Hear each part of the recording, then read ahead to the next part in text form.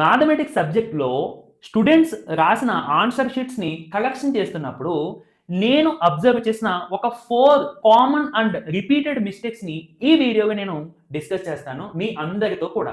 So, ఈ mistakes మీరు ఎగ్జామ్స్‌లో చెయ్యొద్దు. ఐ మీన్ ఈ మిస్టేక్స్ రాకుండా మీరు జాగ్రత్త పడండి. కంపల్సరీ మీ స్కోర్‌ని కాపాడుకోండి. Okay. Hello students, this is Santosh. Welcome to Vedantu AP and TS 9 and 10. So, ఇందులో మొదటి మిస్టేక్ వచ్చేసరికి సింబల్స్ అండ్ నంబర్స్. చాలా మంది మైనస్ సింబల్‌ని అసలు అదేదో ఒక పాయింట్ కింద పెడతారు. పూర్తిగా ఇలా మైనస్ కింద పెట్టకుండా ఏదో ఇలా పెట్టి వదిలేస్తారు.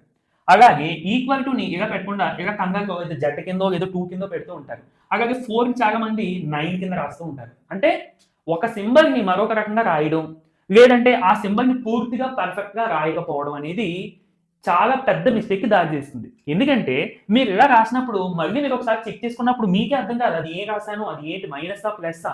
4ఆ? 9ఆ? ఏంటనేది మీకే అర్థం కాదు.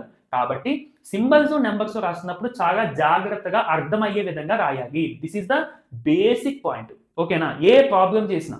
అలాగే మిగిలిన సబ్జెక్ట్స్‌లో ప్రాబ్లమ్ చేసినప్పుడైనా ఏదైనా అందంగా అంటే హ్యాండ్ రైటింగ్ అందంగా ఉండడం కంటే ఫస్ట్ అర్థమయ్యే విధంగా ఉండాలి. ఆ తర్వాత మీరు దాన్ని మార్చుకుంటూ రెక్టిఫై చేసుకోండి. No problem. ఐ మీన్ అందంలో. ఓకే. నీట్ హ్యాండ్ రైటింగ్‌లో. ఫస్ట్‌లీ అది అర్థం అవ్వాలి. వేరే ఒకరు చూసినప్పుడు మీరు రాసింది అర్థం అవ్వాలి. ఓకే. అండ్ నెక్స్ట్ వచ్చేసరికి యూనిట్స్. యూనిట్స్ అంటే మనకి ఎక్కువగా వర్డ్ ప్రాబ్లమ్స్ అంటే థియరీ ప్రాబ్లమ్స్‌లో హైట్స్ అడగడము, డిస్టెన్స్ అడగడము, ఏజెస్‌కి సంబంధించిన ప్రాబ్లమ్స్ వస్తాయి. స్పీడ్ ఫైండ్ ఔట్ చేయమని ప్రాబ్లమ్స్ వస్తాయి. ఈ ఫైండ్ ఔట్ చేసినప్పుడు చాలా మంది ఫర్ ఎగ్జాంపుల్ స్పీడ్ నేను ఫైండ్ ఔట్ చేశాను. నాకు ఆన్సర్ 18 వచ్చింది. సో చాలా మంది 18 ఏసి వదిలేస్తారు అంతే. మనకి ఆన్సర్ దేనికి రిలేటెడ్? స్పీడ్‌కి రిలేటెడ్. మరి స్పీడ్‌కి యూనిట్స్ ఏంటి?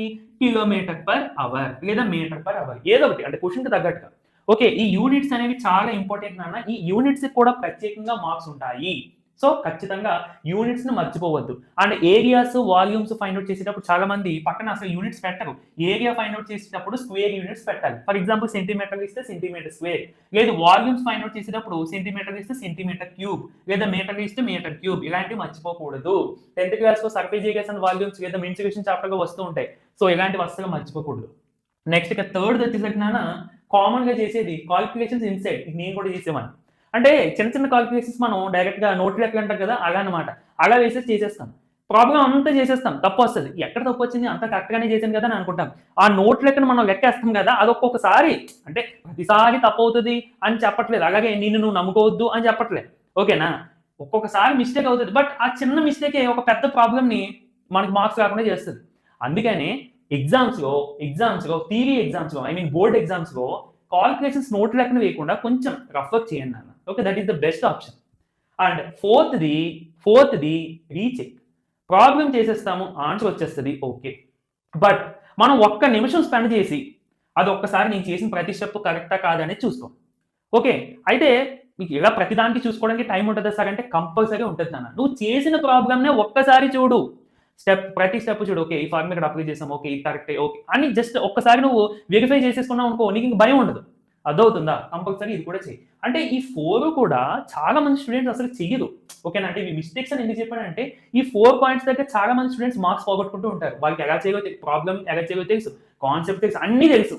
కానీ కంగారులో నేను చెప్పిన మిస్టేక్స్‌లో ఏదో ఒకటి అక్కడ చేసుకొని మార్క్స్ పోగొట్టుకుంటూ ఉంటారు. ఓకే. సో, మీరు ఈ మిస్టేక్స్ చేయకుండా ఉండాలి. అండ్ మంచిగా స్కోర్ తెచ్చుకోవాలి.